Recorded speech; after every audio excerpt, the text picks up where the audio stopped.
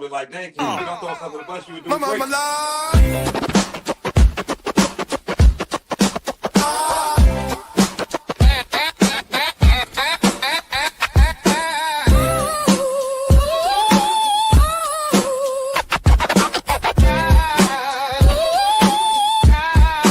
You should be ashamed.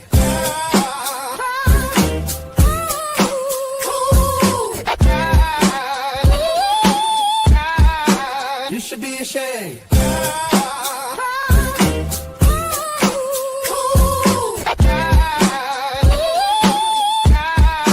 You should be ashamed.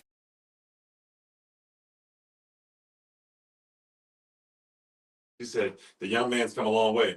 I was like, okay, that wasn't a fan moment for me, but I appreciate it. You know, it was awesome. But yeah, it's just good to see folks recognize to and a from place. But yes, welcome back to Make It Make Sense, Jackson. We're making sure all of our equipment is correct. I think we're good here and have my switch up. But that was a good entrance, KP. We started out, the only thing I'll add in, I'll kind of come in at the end and just add in, we started off as we do every day. We hope you've been somewhat productive since the last time we've been together. And as many of your loved ones that have gone out have come back in. See, that's why I can't catch up because you saying it so fast. Yeah, I knew you were going. I knew it. I saw that eyes and that point finger. He was like, "Yeah, no, it's you, man. It's not me." So it's like always.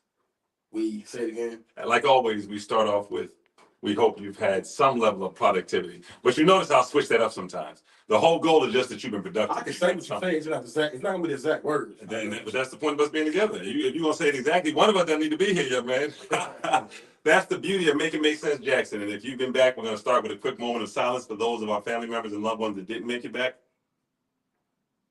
And then we're going to launch right into our Wednesday edition of Make It Make Sense, Jackson. And now we say it a little differently because we're here with you live 5 days a week, Monday, Tuesdays, and Wednesdays. You can find us on our live stream on our Facebook page and 90.1. Thursdays and Fridays, you can find us on We Believe Digital and on our Facebook page, of course.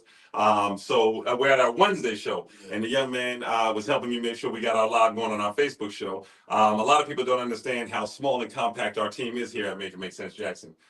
It's the three of us that are sitting here together, plus the vast community that support us at no fee and with no title.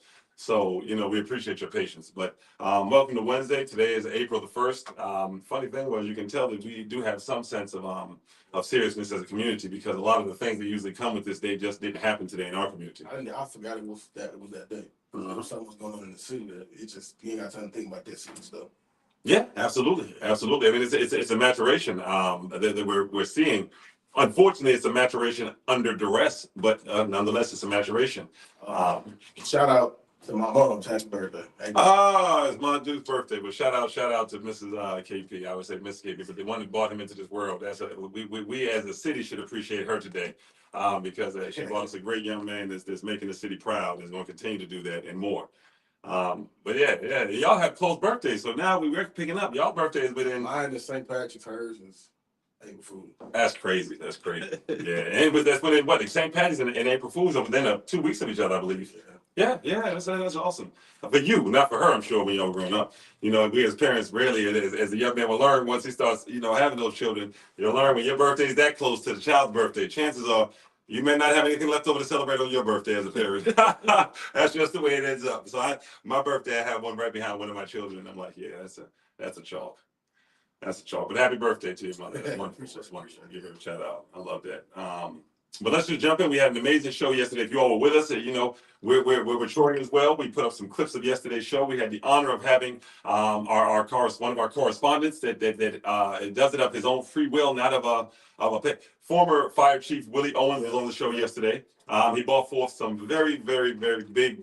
And you know what? The concerns were already flown. Let me kind of reiterate. The callers was very the concerns were there. I would say the chief brought us some professional answers to why we might be seeing what we're seeing. And that's why, we've got to be very cautious. I mean, even when it comes, KP, you were talking earlier about fire alarms, your suggestion to our residents. Yeah, well, since we don't have the protocol intact for them to be so concerned about the residents of Jackson, like this is always our place anyway to step up on the pedestal and do this for y'all, right? So make sure your fire alarms, you got batteries in your fire alarms, make sure you got your fire extinguishers. Make sure you know how to put out a grease fire. What is it? Salt and baking powder, I think. Because you never know what might happen. Make sure I think it's something else like with a gas stove. Make sure you ain't got certain things. You were right. Soda or salt on the flames. If you don't have extinguisher. Baking soda or salt. Baking soda or salt. Excuse me. I shouldn't say soda. Baking soda or salt. Yes. Yeah. Just never use water, as it causes all that to swell. Yep. So, all those things, and as you know, a lot of more things, make sure y'all call in and give us information on some other things that could possibly happen. Knowing that this situation is trickling down line like this, you know what I'm saying? Yeah, and if you do have a grease fire, because I know those are, I've had quite a few, unfortunately, but cover the pan up, cover something I didn't notice until I was looking it up, JP, but it makes perfect sense. Put another pan after you turn the flame off on top of that so that grease doesn't splatter and hurt somebody in the house. Oh, I think. But no, but that's a good point. I mean, and this came off of yesterday's conversation with Chief. If you didn't look at it and you're a resident, if you're not a resident, you should be concerned. But if you're a resident of Jackson specifically, you need to look at the entire show from yesterday. And the Chief came on, guy. I mean, he talked about a plethora of things. He addressed things. So we had callers that called in that talked, and this has been happening for a few shows that have talked about different concerns with the current fire administration and the city administration. And I'll break it down into three things that we heard from the Chief, and you all can kind of expound. But one was the concern with how many people the safety requirements ask you to be on certain pieces of equipment, specifically that fire truck that happened to be the fire department's favorite ladder truck, which I didn't know. But how many people you're supposed to have on a piece of equipment like a fire truck versus how many people that are actually being manned right now. He then looked at the fact that most likely, because we have a city budget, that refusal to man is coming from a willingness to withhold overtime versus an inability to pay somebody overtime that could be there to secure a Jacksonian's life or to save someone's life. And the biggest thing there was, just to be honest, was the fact that these are requirements that we put on our website. So if you go look at our website, you have to go back a little bit because we posted some other things. But the NFPA, which is the National Fire Protection Association. So that's who creates the rules that govern and that all fire departments abide by. And the Chief talked to us just about that ladder truck alone. There's supposed to be 4 people on that ladder truck, and firefighters have honestly been telling us that 1 to 2 people have been working it, sometimes 1. Which would explain why a disaster like that had the potential to happen yesterday. There was a fire at apartment buildings that just happened a few days ago where it cost a lot of lives, right? And then what the Chief brought up and what the Chief responded to, he didn't bring this up. Callers brought it up. Reports of the current fire department administration actually shutting down fire stations overnight instead of paying overtime when too many people call out on vacation or call out sick, which is things that they're allowed to do. And that brought up a big conversation because we discussed the former mayor, Tony Yarber's mother's house, which burned, and the response time is something that called the community to discuss it. That's why I'm discussing it. And now we hear this come out. That potentially fire stations were being shut down, and in that exact instance, it was a 20-minute response time that was not acceptable at that point, right? And we wondered why was that response time there, right? And so now we're seeing some input as to what could have contributed to that from the Chief. And lastly but not least, callers called in saying they had family members that had been suspended, that had been moved 20 miles away, 30 miles away, unable to care for their dying parents because they had spoken up about what they felt was right or wrong in the administration. And then they've been labeled with small things like pushing people. And I'm a former manager at a corporation, and those are the things that you put that are easy to do because, and I'm not going to speak to the validity of it, but they're easier to do because there's nobody there to witness it except you and that person. Yeah. There's not the customer to say what you did to them. There's not the other side. There's just you as a supervisor saying that person did this to me. And then unfortunately in those situations, the supervisor has the full ability to suspend these people as they did in that situation, and even to fire them. And then they can go back through boards and fight for their job, but folks don't understand how hard that is along the way. I was gonna say that how we always say there's a will, there's a way. Well, yes. There's always, I don't say there's always, but there's a way where y'all can put yourself in that situation and figure out a way to capitalize off it, right? So something I would do is like record on the low or like try to secretly record the situation, get some information and put it out to the public to see what's going on in those 5 departments. Because to talk about it is one thing, but to see it is another thing. You get what I'm saying? Yeah, absolutely. Absolutely. And if people see that that's really what's going on, you'll get a bunch of protests outside the fire department and a bunch of more stuff they can possibly put all of them in a position where they got to be held accountable. That's the action that you need. And these things are not, there always are folks that, there are always other moves that you can take as well. So it's incorrect to believe that the end is with what someone says it is, right? Mm-hmm. All of these departments have some level of oversight over them. And that's the part when we talk about our voting audience, and we have so much of our voting audience that would ask certain things. About why are people not voting? Why? So you're right. Now we have to use this vote and show folks what the vote does. Now our vote has put folks in office. Now what's the next step? To your point, KB. Now what's the next step? Well, which means next step. And let me just say, I see a comment that says it was most definitely understaffed, but all of those statements you were speaking on Chief are not correct. Inexperience was not the issue. It was parked in a position where there was no fire conditions whatsoever initially, regardless of it was on the road or where it was, it would have still gotten roasted due to the heat.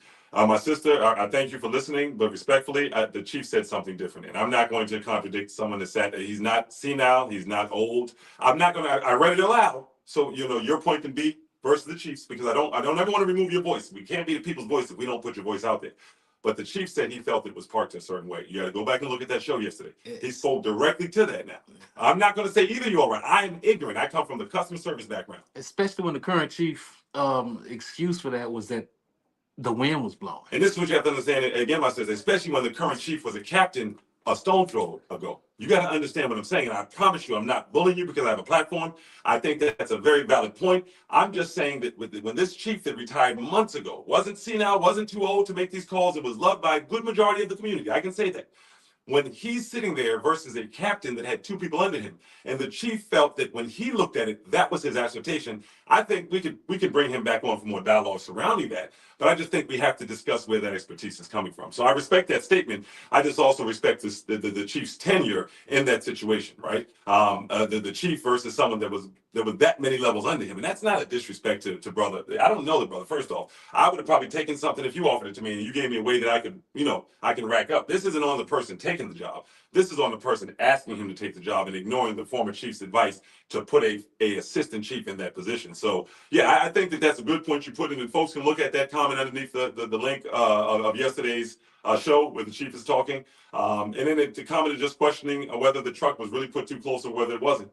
And like I said, I think the chief spoke in depth to that. Just take a look at the show and you can make your decision. Well, another thing, how many people was on the truck when this happened again? Was only one person on the truck? That was the confusion. It seemed to have only been one to two people on the trucks. I was so engaged with the chief. And Usually I'm they transport. were not on the truck when they called him fire, though. Well, of course they wouldn't. Never mind. Why I say that? Well, they'd gotten off at that point. I mean, They didn't know initially. Yeah, no, I don't think they knew initially. I don't think that's the beauty of us. The one thing about us is we're professionals in gaining information, but we don't try to overspeak where we're not. Yeah. I mean, I think the chief was very. Thankfully, he spoke on the position of the truck. Remember, he said it wasn't spotted correctly. He didn't believe something. It was spotted correctly. But just go look back at that, young lady. You'll be able to see. I didn't get a chance to ask the chief yesterday if there was something going on. I was going to ask him when is the last time something like that happened. Yeah, like I just wanted. I think I thought you asked him that briefly, and he said that it wasn't. He didn't have that happen on his tenure before. Well, He did mention how the fight, and understand the basis of this was the chief responding to that is not what we want to get stuck on, but I like that you're saying that, right? So we can keep that in there because, I think the chief kind of stood by where his mind was at when he was saying that this was the instance. And we've got a call. The chief is calling in. Let me go ahead and take him. And then before I bring the chief on, how you doing, chief? Before I bring the chief on, let me say this. I asked the chief in this capacity, and he said yes, if he will help us to understand these things all the time, not just once. So these are conversations we've had over and over again. But good afternoon, chief. Hey, good afternoon. Good afternoon. It's good to talk with y'all. Yeah, I think KP asked a question about how many people were on the truck, and I did say there were only two people on the truck at that particular time. From what I was told, there was only two people. There was a driver, and I think it was a captain. I believe the guy that was on there was a captain. Okay. But still, that is unacceptable for two people to be on that truck. Like I said, NFPA said it should be 5 people on that truck. Of course, we ride a lot of time with just 4 on there because we can get by with that. But it should be at least 4 on there. And there were only 2 people on that truck, and there was no way that they could have maneuvered anything on that truck or about that truck to get it back from that fire with 2 people. Because once you have set that truck up, and from my understanding, it wasn't set up, you got the jacks out. You got to get all the equipment to make sure that it is set up properly, and you didn't have enough people there to maintain it. And so that's why the fire got to it. It had nothing to do with the wind, because like I said, the wind blowing all the time and blowing different ways. all the time. It had nothing to do with that. It had to do with lack of staff. And when you only got 2 people on that piece of equipment, there's no way you should be operating it. And it was the first piece of equipment on the scene. And there's no reason for a ladder truck to be the first piece of equipment on the scene at no fire. So that was the situation that happened. I appreciate you, Chief, and thank you for clarifying that. And just stand by. I'm going to let you go for the call is to flow in, but please call back in if there's any other clarification. We appreciate you. Okay. Thank All you. right. Thank you. And yeah, I want to drop off and bring back SKP. That was a great way to turn the corner. And thanks to the comments as well. But this is what make it make sense is about. When we say things like yesterday's price is not today's price, you see how the chief called in to quickly clarify? Yep. You see how the evidence is mounting and is becoming more like cement, less like clay, right? So now the chief not only calls in to follow up to clarify, and to the young lady's point, yeah, he clarified, no, this isn't just about the position, in my ignorance. No. This is about how many people man that piece of equipment. And remember, that's not up to debate. Because the NFPA, you look it up. We told you I got to start looking up this stuff with us. National Fire Protection Association, they create the rules. What they say is that on an apparatus truck, a fire apparatus truck, there should be 3 to 4 people on there. And actually, they say minimum is 4 firefighters per ladder truck. And they say that typically includes a captain or lieutenant, a driver or operator, and 2 firefighters. What that means is it allows the crews to perform search and rescue, force entry, ventilate the building, throw ladders, support hose operation. These are all things that we can't say from a glance away all went perfectly. We can't say that because all of those things have to operate at the same time and safely. So that's what 4 folks on the ladder trucks You do. mentioned that I think it's like level tiers of fire. So that probably was a level 5 fire. Absolutely. You only got 2 people on the truck. You see what I'm saying? Yeah, absolutely. And this is where it gets real. So you think about it, and this is how the industry looks at it. 3 firefighters instead of 4. So you remember you heard the chief say that there were 2 firefighters on there. Did I just hear him say that? Mhm. So this is the industry standards, and this is what you're dealing with when people play around with your safety and then try to justify it, right? 3 firefighters in the industry that says the tasks get delayed, there's a higher risk. When it gets down to 2 firefighters, this is what people playing with you in your face means. The industry says they cannot safely perform full operations. Stop playing with us. I mean, the chief says it nicely. Stop playing with us. And see, you expect people to come on here and just holler. And you're used to that hollering without evidence to back it, and that gives you a quick escape way to slide out that back door. Well, who said that? NFS, I can tell you who said it. You're supposed to adhere by it. And they said that 2 firefighters cannot safely perform the full operations of a ladder truck. 1 firefighter is basically non-operational for a fire attack. Yesterday's price is not today's price. So when we speak, we'll clarify, and I thank you for that question because it brought that a little deeper. To understand where the real problem lies is that you don't have enough people to even effectively fight the fire in that truck. Now the chief is bringing in additional information saying that under protocol, 2 people were on the equipment, but it was the first piece of equipment that arrived, so it was the first one that arrived and it arrived undemanned. So this is what you get with ineffective leadership and not listening to a former chief. This is what you get when you decide to jump 4 levels down, assistant, district, every single chief you can find, you move out the way. And then you move your captain who've only supervised 2 people before up. No shot to that person. Leadership, attitude reflects leadership. That's who's responsible for the decisions made. I've managed way more than 2 people. And attitude reflects leadership. So this is unacceptable to put the citizens of Jackson at danger. And we're not even talking about response time by shutting down station. And understand what that means. McDonald's is open 24 hours. They don't have enough workers and they don't want to pay overtime, so they just shut down at 12. Well, this ain't McDonald's. This is the fire department responding to your loved ones at 2, 3 in the morning. And because I don't want to pay overtime, so I can have 1 win, and this is the way it looks. 601, I don't know how the guy called in yesterday because we didn't leave our number, but 601-948-5950. That's how it looks, and you can call it and clarify that. But now it looks a certain way.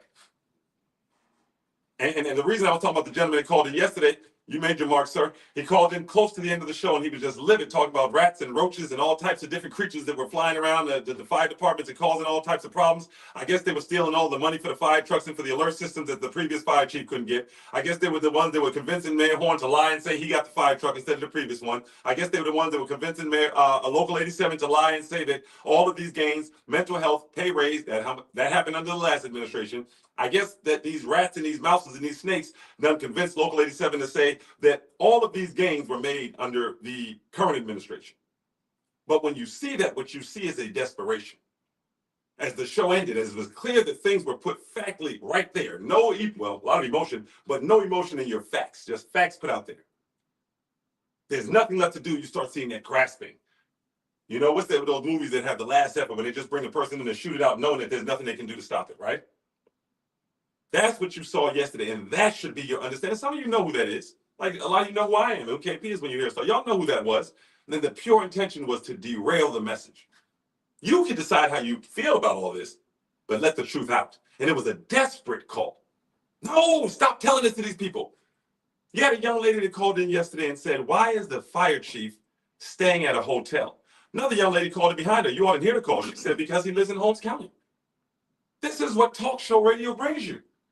You, the public, get to call in and talk about it. We're not CNN. We're not the news. The other caller said, because he lives in Holmes County. These are questions that should be asked. Okay, make sense call. You on there? Hello? Welcome to Make It Make Sense, caller. You're on the air. What's your question or comment?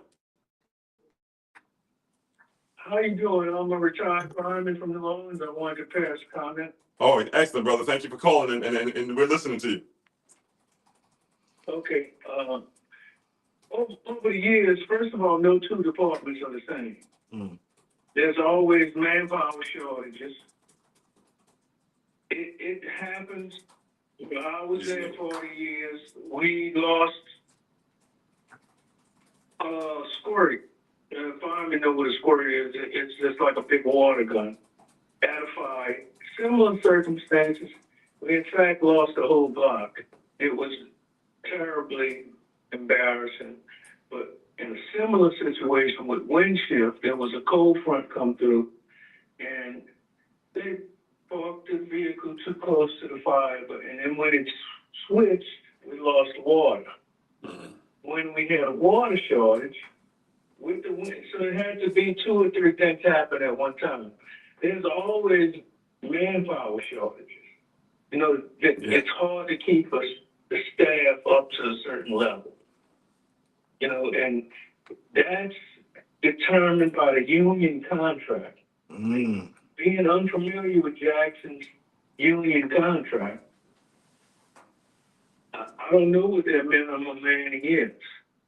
But at one point, Well, the chief, thankfully for us, the chief went over yesterday. We've got it posted, but you're absolutely correct because he talked about 15 to every station, and then you have to add on for this.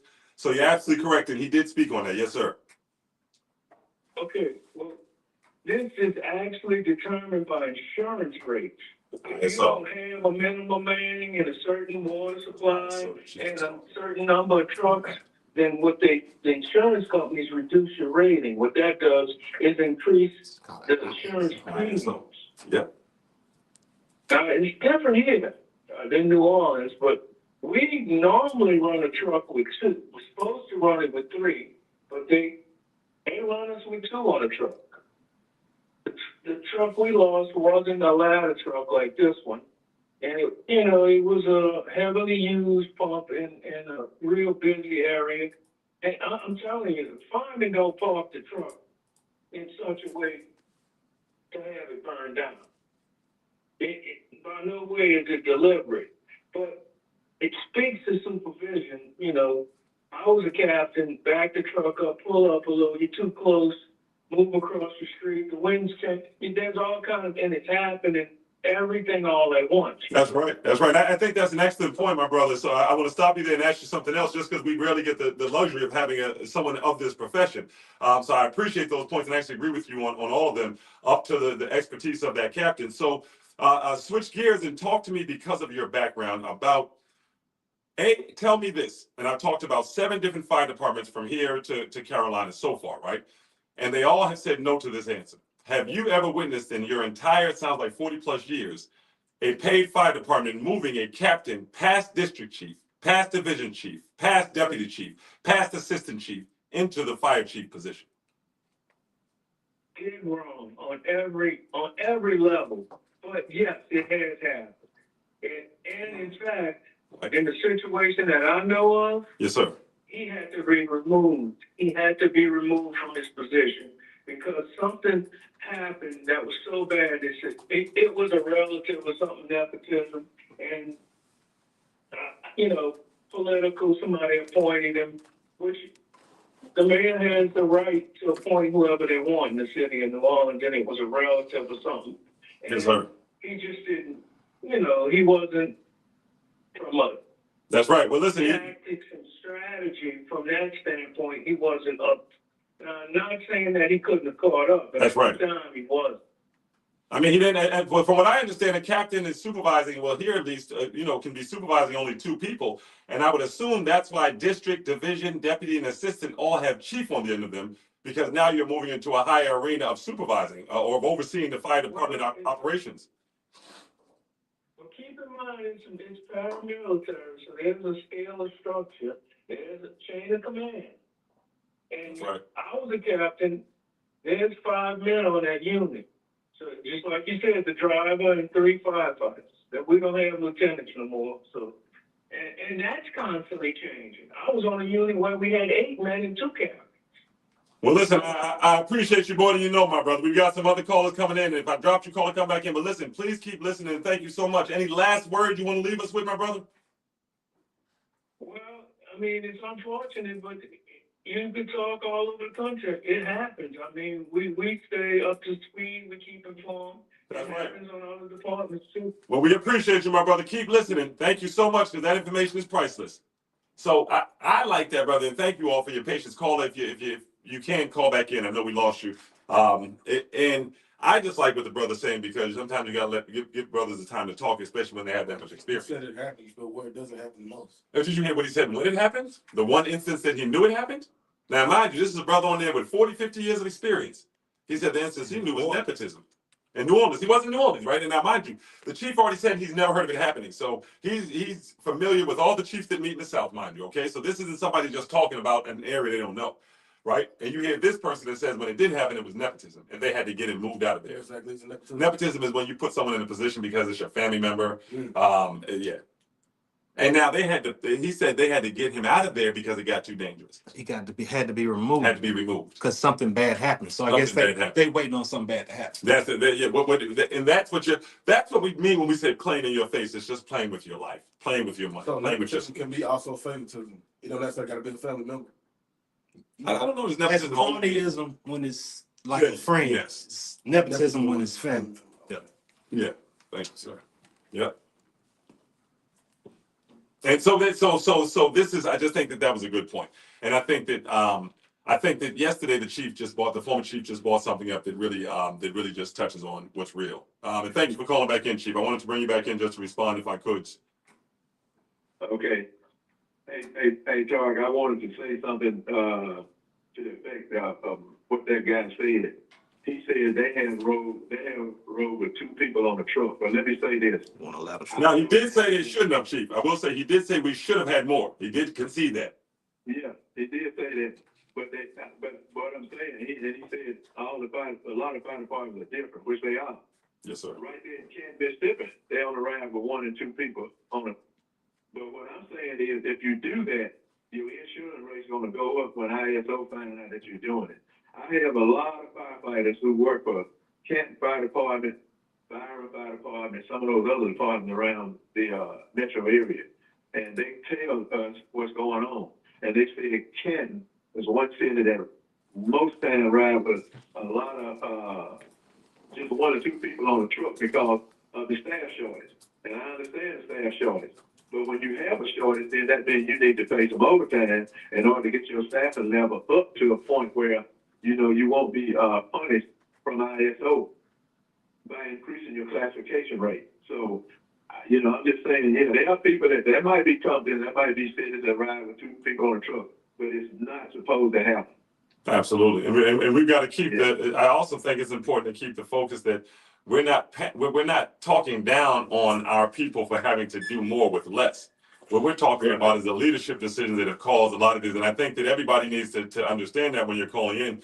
We're talking about the morale of our firefighters. We're talking about the flight from our fire department of our workers. We're talking about folks calling in saying they're being intimidated on the job, and it hits such a point. And so ultimately, we're talking about leadership. So I appreciate you for clearing that up, Chief. And I'm going to pray, and I'm right here. You call us back in if we need to. Thank you for picking up. But I want to impress upon people that this is a big picture here with yesterday's story. We're talking about high response times to emergencies and how those are formed. And we understand that every fire department is different, but you put us in a position where we have to question every move when you put the dishwasher as the regional manager. And again, that's no insult to the dishwasher. He deserved the job he had. And he might have been the regional manager in another 5 years, to that brother's point, or the brother before him. But that was not the time nor the experience to move him into that position. So, yeah, I think that's big. So, yeah, but if you look at it, we've got to touch on this water because the young man warned you about it. Watch out for people that facilitate problems in our community from our community today and then turn into Martin Luther Dr. King tomorrow and say we're being done wrong. So we've got to touch on the water. But if you want to look at that more, guys, the full interview with the chief is on our website. Y'all don't know they cut the water off over here. 90.1. Yeah, you see, I got my work with Yeah. in me, with me or in me. But yeah, go back and look at that interview. It was yesterday, a full interview with the chief, and you can see everything that he said and make your own thoughts about it. If you're new to this platform, you kind of recognize we don't block calls. We take anonymous. We take pillow over the phone. We know that it's a different place and that sometimes you can be in a different position just for speaking up. So we'll put that on our shoulders, but you got to call in and let us know what's happening. So we appreciate you. But let's get into this water, KP, as we get to the last quarter of this show. I want us to do the second half, but I talk so much. No, I want to break the show into two halves. But we don't talk through that half. That brother gave us some good information. But the most recent article that came out actually stated that now the city of Jackson has come up with a response to the most recent bill, to the Water Authority, right? So I would like for all of you, if you haven't done it yet, to look on our page, and there's a little, and I'll have to repost it or move it up, where we show you all the steps that happened before the water was lost altogether since Mayor Horn's been in office. We kind of know what took place before that, but it actually goes a little bit before that. You talking about when the water authority was supposed to be giving us to speak? Well, I started in the film. It starts with, and we can do a quick timeline. It starts with just the former mayor, just going back to when the $850 million came to fix the water system through the Fairness and the Cleanness and Water Act, or the Fairness in Water. But an EPA-driven allotment under the former mayor, Chokwe Lumumba, the son, not the father, rest in peace. And the city got $850 million that was to be allotted towards fixing our system and guaranteeing that folks in Jackson had clean water. Now, after that happened, Ted Hennepin, let me back up a moment. A Reagan-appointed Judge Henry Wingate was appointed to oversee the third-party management, and he appointed Ted Hennepin as a third party. And once Ted Hennepin came in, he and the mayor and the city council had friendly interactions for a moment, but then previous Mayor Lumumba said that he was not comfortable with the transparency that Ted Hennepin was showing. He felt that the fact that he didn't have to explain his contracts was something that was going to hurt Jackson in the long term. And he felt that Jackson residents should have transparency into everything that was happening. Imagine how that aged, right? So you move forward from there. Mayor Horn then came in when he was a senator, he accused the legislators of trying to hollow out Jackson by attacking the water. He spoke the good words then. When he was running for mayor, all of the mayoral candidates said, we will fight to return the water to Jackson as soon as they're done with it. As soon as he became mayor, and this is all on our website in the timeline, the moment he became mayor, a month later, he started looking for public-private partnerships on our water.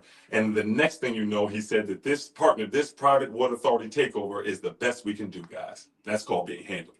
He said, this is the best we can do. It's going to save us millions. Then the next thing he said was, guys, I know I told you it was the best they could do, but they tricked me even on the best we could do. These people that have been tricking us for 400 years, they tricked me again, right? So now we don't have majority control over the water board. And then finally, at the end of it, they're now reduced to... That's what he's saying now. Yeah, no.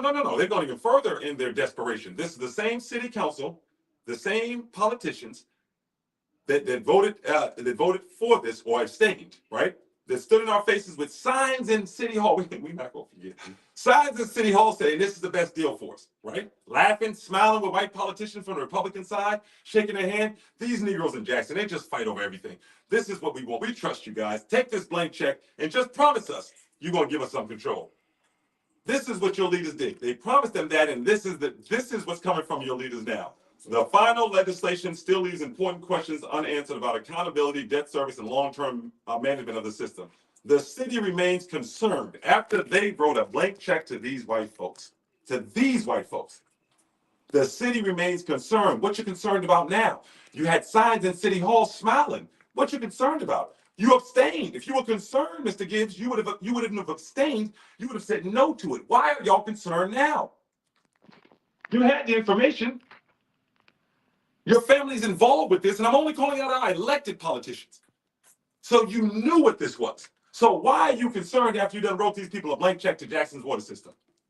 So we're concerned. The legislation, what did we say? The bill does not clearly establish how this is what their concern is after they sold this to us, wrapped up in a pillow, and told us to take it and shut up. The bill does not clearly establish how major decisions will be made. You telling me you agreed? You telling me you wrote signs? You found a way to take your little wrist and write a sign on that cardboard like one of the shelterless folks on the corner. And you did not have a surety of who was making major decisions to our water system? Make it make sense, Jackson. So this is what they're concerned about now. The bill does not, the same bill that they told us we should take, the same bill they sat there quietly while we were called losers. Now they're concerned this bill does not clearly establish how major decisions will be made or who will bear responsibility if the authority cannot generate, come on with me, enough revenue to meet its obligations. Now we don't understand what's going to happen with all of the major things. The revenue, when you hear revenue, now you know what they're saying. City council's telling you, we're losing control of everything. You wrote them the blank check and you sat in city council in front of us quietly while that man attacked the city. So listen, guys, this is where we're at now in 2026 in Jackson. If this is the best you can do to our politicians and elected officials, and you either co-sign this or say I'm good with them doing what they're doing. If the best you can do is to tell me as my representation, as my lawyer, I negotiated a deal for you, but in that deal they can do whatever the hell they want to you. I don't need you as my lawyer anymore. And I need us as a city, as a state to agree on that. I mean, there's other steps we've got to take to get to that fruition, to get to that end, but we've got to agree on that together. If my representation, my lawyer, the best they can do for me is negotiate a deal that they now are crying in the newspaper saying, we don't know how major decisions will be made or who will bear responsibility. You know what that means, who will bear responsibility? All that debt we have is going to fall back on us. But Mayor Horn, you told us that this was going to take care of our debt, brother. Come on, brother. You can't tell folks that it's raining while you pissing down their back. We starting to look up now. And it hurts more when you look up because that may splat hit you in the face. Now it's getting more offensive.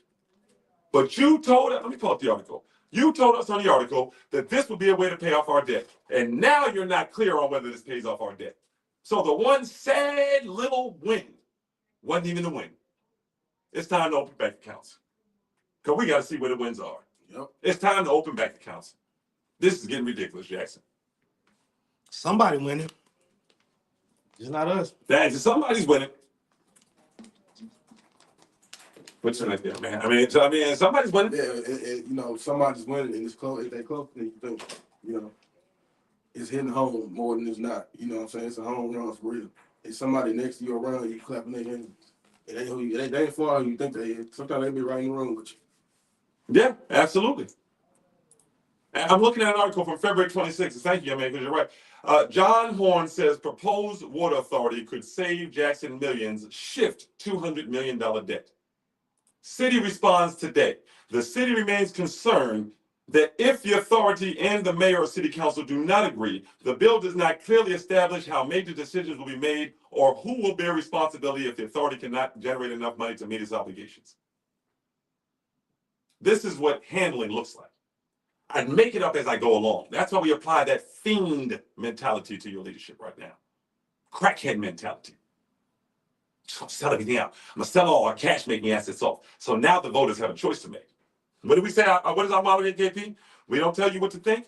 We don't tell you who to choose. We don't tell you who to vote for. We don't care about none of that. We just want to give you the proper information so you can make an educated decision. Make your own decision. We're making uneducated decisions here at the poll, in our churches, in our mosques, at our school boards, at our schools, in our communities. We're making uneducated decisions, meaning we don't know that Johnny is running around behind our back talking to Paul, and we could know that simply by going into the Mississippi Michael Watson Secretary of State business search. And all of a sudden, that neighborhood business we thought was run by us that just commits so much crime, then you start to see a trend all of a sudden. So this is a big step to me. Jackson, this was the last of the how the city ended it. By the city, I mean Mayor Horn and our city council. Jackson should not be asked to carry the greatest risk without having the authority to govern the assets of its own. But Mayor Horn, you just told us that this was our best deal. What are you playing here? Both sides. What do you, I mean, no, what, so you tell me where on our side you see.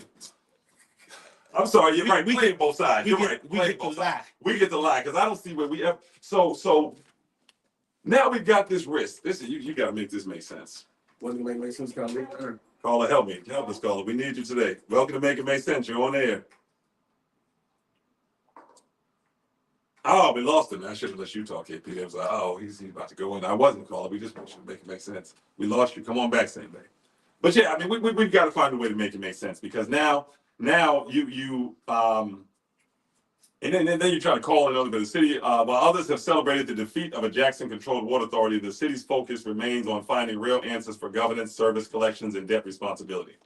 While others have celebrated the defeat of a Jackson-controlled water authority. This is a small talk that your mayor and your administration are doing right now. And hopefully all we present is somewhere where you don't have to just pretend that they have clothes on anymore. That's our prayer, is that you just don't have to pretend anymore. Now you'll go back to each article that we posted and say, well, Mayor Horn, this is not actually how you feel, because you just said, what was the date? Let's look at it. You just said February 26th. I literally think he waits for 30 days and then tells you all something different. I'm being very honest. This is what the trend is starting to show. Because we pull up so many articles. After that 30-day mark, you're not going to remember that. Fickle and uneducated. You're going to sleep with that, sir, because you said it. You're going to live with that. Because we're going to apply it to everything and see if it fits. If it doesn't fit, we sound like we're beating up on somebody. But when the mayor tells you that they're going to keep the water authority under the city's control, and then they get elected in July, and then not even a year in, they have done a 360 and are now giving it away. And then once they give it away and convince you to give it away, have their cronies come into the courtroom with cardboard signs to show you how grassroots it is, right? Your mayor was out throwing candy at the parade while y'all wanted to get given something. That's it. He was. I mean, and that's the real. This is the part that You sleep at night knowing that you finna. Oh well, yeah. You throwing candy though, you know what I'm saying? I wouldn't even be at the parade. I'll be at front line. We gonna get this water stuff. That's the same way the young lady from the fire department anonymously said, why is our fire chief staying at a hotel? Someone else called in and said, because he lives in Holmes County. Someone else said, no, he does. You see, this is called being handled. They don't expect you to verify anything. Nope. That's all being handled is. I don't expect you to even Google this. Put in an article as someone's name. You can usually Google someone's name and see where they live a lot of times. Even if you can't, that's not the point. The point is you're being handled because they don't expect you to run none of this back. Now, right now, I saw at least 3 other people watching some of the, it said that one viewer was on one, and I'm talking about the Mississippi Charter School Authorizing Board. Now I see more people jumping on there and making comments that I know we're in the same circle. Because they're watching Candace Robbins, the only black woman from Jackson. They're watching how she reacts on that board to see if she's representing Jackson's interests or her and Redeemer Church's interests. I mean, it's her choice, but now people know. Now, if you're going to sit there, Ms. Robbins, and be quiet the entire meeting, like the 20 that I watched, and only speak up to second one of the other white members, when they enter something, that's all you're going to do the entire, then we have a concern about whether or not you should be able to move in our circles as comfortably. You're not going to represent me when you're away from me. Please don't love me when you come back. Please don't hit the tailgates with excitement. Please don't hit every beautiful part of Black Mississippi. And when you have a chance to stand up for Black Mississippi, instead you sit there quietly and only speak up when the white board members ask you to second it. That's not representation. And if you think I'm just talking about folks, jump on and look at the meetings. So yeah, I think that what we saw the mayor come out with and the city council come out with is I'm just going to say it, the bill is on its way to Governor Tate Reeves when this has come out. This is why I say folks play in your face. This is on Our Water's Gone. Tate Reeves, who's been trying. Tate Reeves, who the previous mayor wouldn't even come into the city when the previous mayor was here, right? This is the type of protection. With anything else you may have disliked, because see, some people thought that this beautification of Jackson was for them. Surprise. There was a camel. Did your children know that? Did your children know that there was a camel downtown? Yeah, they bought a camel downtown. Downtown Jackson Partners bought a camel downtown. What is a camel doing in Mississippi? It was for the children to look at and whatnot. See Frank the Camel. That's what it was. You got to look at the Clarion Ledger, guys, because they don't put this stuff. I don't want you to come, so WLBT didn't put that in. They could be WLBT and WAPT can be close enough to barely after everywhere where shooting happens. They know a shooting happens, but for some reason, the places where they themselves reside, they don't never tell you. Fondren, every year they have these Christmas things. They don't ever tell you about these things happening. So you look at it, you see it pop up on Downtown Jackson Partners page in the Clarion Ledger, see Frank the Camel and a quintet this downtown. So it's a series that is being put on and continues every Wednesdays. And listen, community, you should go down and sit down and listen to the music. You ain't got to change no clothes. You don't have to be non-Jackson. You're a resident. These are taxpayers' money that is being used to put on and to maintain these lanes. And what folks do, I'm gonna tell you real, is folks try to move you out with you feeling like you don't belong. You drive by there, if you haven't seen it, it's right behind the Capitol. They put up lights, string lights, and everything. Take your family, your entire, I bet you all do it, you'll see me. Take your family down there and sit right down with them and listen to that nice music because they didn't plan it for us. And in their mind, this isn't what they do, so they're not gonna come around. And then what they say is, well, we tried to open it to the public, but because the public never responded, we had to make it private. No, continue to go to the places that we go in. If they want to build something in the city, then we'll enjoy it along with them. And if they want to racially discriminate against us, then we'll light them up the same way. And so you got to look closely. But this was, when Frank the Camel came, it was on Wednesday, she's coming on Wednesday, April the 9th. She came last year at the same time. But they brought it downtown, and the Mississippi Symphony Orchestra's brass quintet performed, and they're going to perform again at the Smith Park. So you see a lot of things that are starting to happen that are being pushed away from where our eyes are and advertised to certain parts of Jackson, right? Two sides of Jackson. That's what you're starting to see happen now. So in that, I recommend people just keep looking at things and figuring it out. But I think that as we close today, we'll be back tomorrow an hour later, so you got a little more time to get ready. If you're getting off work late, this was for you because we be digital. We believe digital. What time we coming on though? 5:30. 5:30 to 6:30. So that gives folks that are trying to get home from school. I promise you the time, there were more times open. We specifically created that time because we recognize through feedback, some of you don't get a chance to watch the whole show live and interact. So Thursdays and Fridays, if you don't get off until 5, we don't start until 5:30. You're gonna have to jump on our Facebook platform or We Believe Digital platform to see the show. But tomorrow we're gonna kind of bring all of this down and look at what it means. We may have to bring the chief back on if we need to because people choosing not to pay overtime and close a station where our family members and loved ones can be at a higher risk to die. Some of these are ambulatory fire trucks. So deciding to close down that station rather than pay overtime, just so you can have an overtime win, is disgusting. And that's coming from fireworks. So we need to continue to push this issue. We hear that they're fleeing from the fire department. The fire drain is happening. Folks are using up all their time. They're trying to see if they can retire early. It's going to take the community to put the pressure on folks involved with this fire department and make sure we find out what's happening. Check your smoke detectors. Check your smoke detectors. Make sure you have your batteries. Make sure that you have the things that you need. Fire extinguishers, if you can afford to purchase them. We're going to look into some programs ourselves to see if we can get some discounted fire extinguishers. And that's just to be prepared, guys. We've got to make sure that we're prepared. And remember, as we end this, our concern is not whether or not we know where a fire truck should be positioned or where it shouldn't be positioned.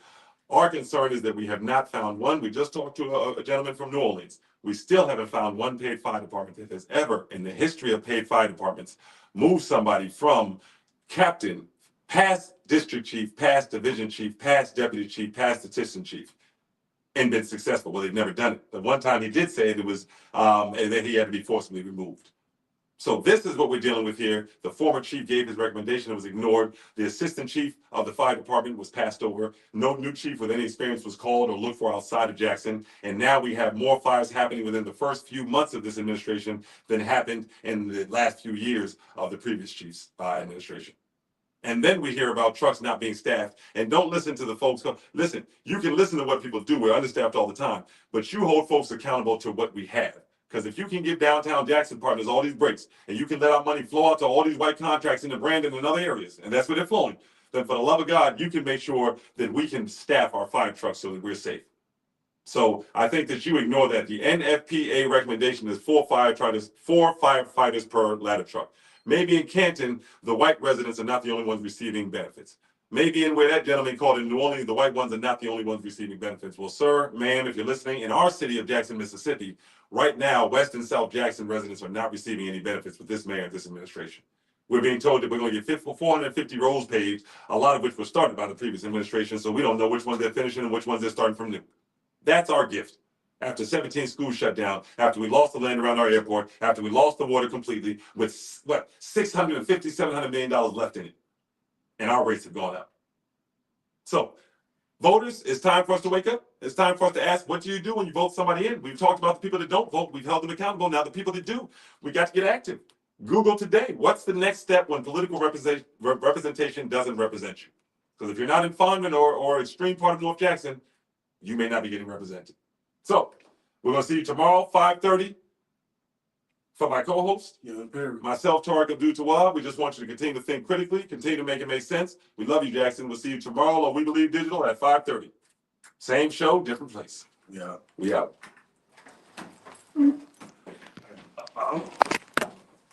See, which guy walked in? Hold on, so I'm live. Yeah, okay. My mama live.